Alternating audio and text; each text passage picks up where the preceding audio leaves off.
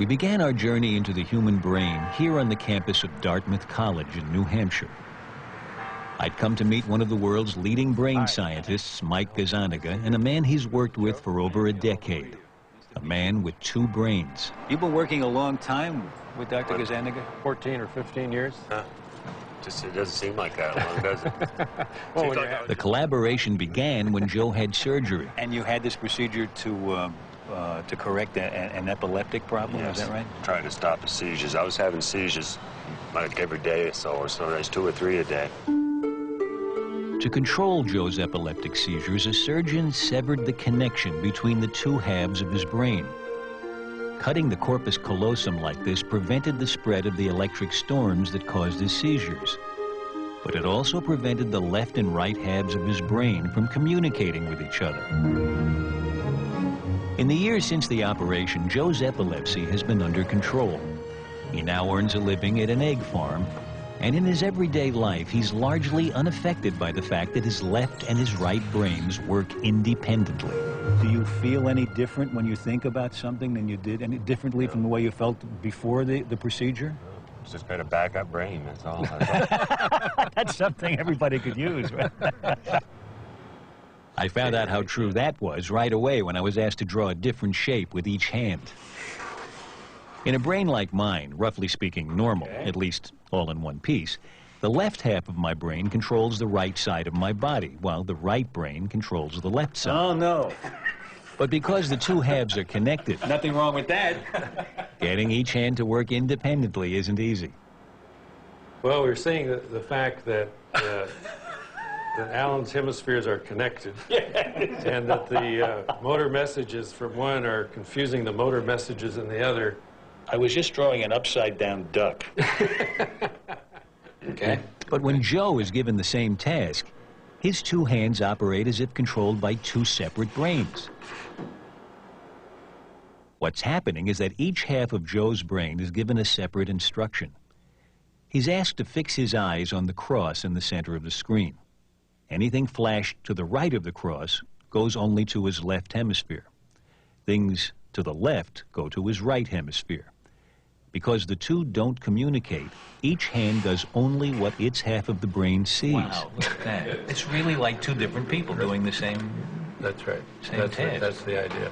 Okay, Joe, I want you to keep your hands out in front In of an you. experiment that's now a classic in brain research, Mike Gazzaniga over 30 years ago used a similar setup to find out if the two halves of the brain are specialized to do different things. Ship. Joe is being flashed a word only to one half of his brain. Words flashed to the right Storm. are seen only by his left brain, and Joe can report seeing those words just fine. Piano. Good. But when a word is flashed to his right brain, Didn't see that. Okay. Joe, I'm going to ask you but now watch what happens. to draw that with your left hand.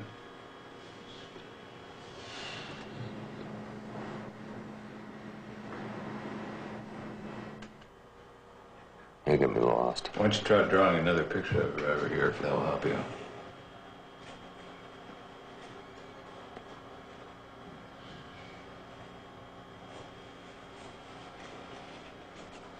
Oh, phone. Oh, okay. Durr. It's almost as though somebody has given him a secret communication. That's and right. now he knows that it's a telephone. Up until then, he was blind to it. Exactly. When Gazzaniga first did this experiment, it instantly proved that the ability to speak resides almost exclusively in the left hemisphere. Not until he sees what his right brain is drawing is Joe able to name it. He said church, didn't he? After looking at the picture. But he had to figure it out about as long as we did. That's really interesting. It's a picture here of somebody communicating almost with another person. And the communication is not occurring inside the head, it's occurring out on the piece of paper. Yeah. Blob. I really don't know. You want to draw a little bit more? So far, Joe has been seeing only one word. Cat. That's a cat Things get sound. even stranger when he's flashed two words, each to only one half of his brain. The right hemisphere saw toad. Yeah. And so his left hand draws a toad. So there's the toad. Oh, it's a toad. And this time I was able to guess what was coming. Will they put a little three-legged stool in there later, or what? Joe's speaking left brain saw a stool. Saying the word lets the hand that's controlled by his right brain in on the secret. That's great. That's really interesting. And if he had seen that with the Corpus Callosum intact, he would have drawn a toadstool. Right. Not a toad and a stool. Right, exactly the point.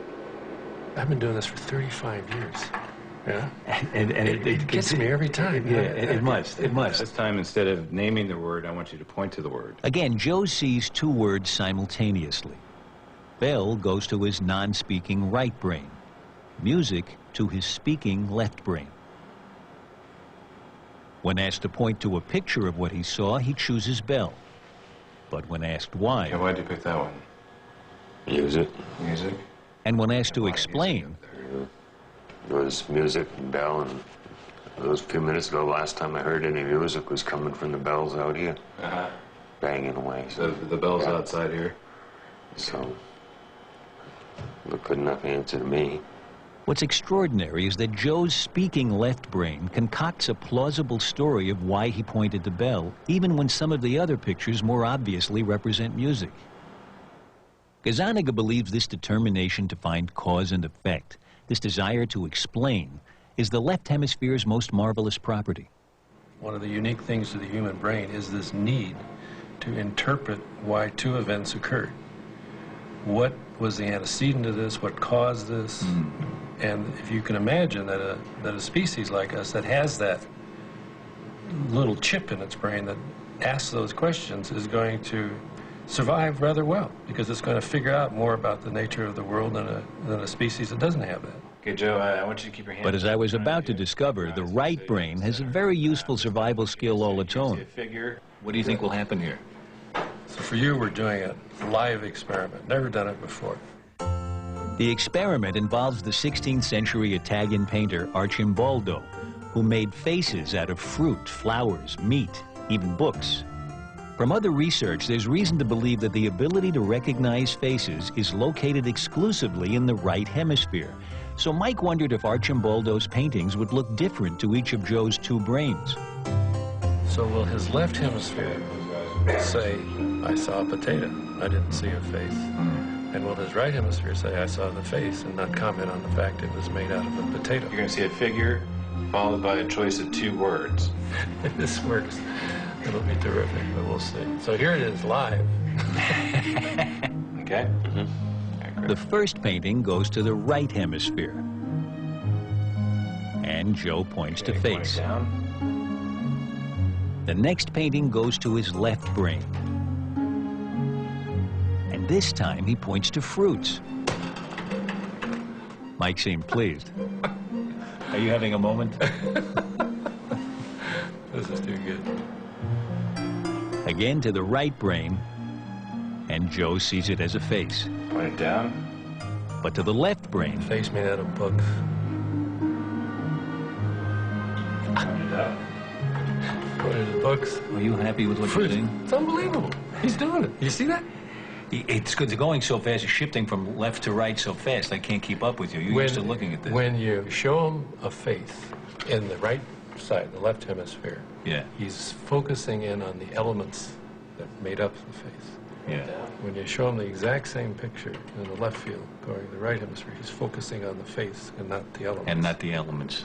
If you came down from another planet and you saw faces and vegetables, you might not think there was much of a difference among them. But the brain seems to be made up in a certain way to say faces are very different from other objects. That's right. And one side of the brain specializes in faces. Exactly right.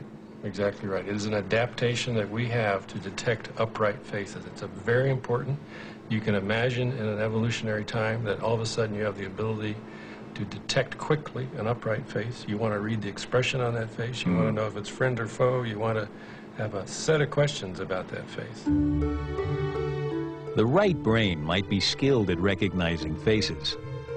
But when it comes to what gives the human mind its power, the ability to reason, to invent, to interpret the world around it, Mike Gazzaniga's 30 years of research has taught him which hemisphere he wouldn't want to be without. The old phrase around our lab is, don't leave home without your left hemisphere.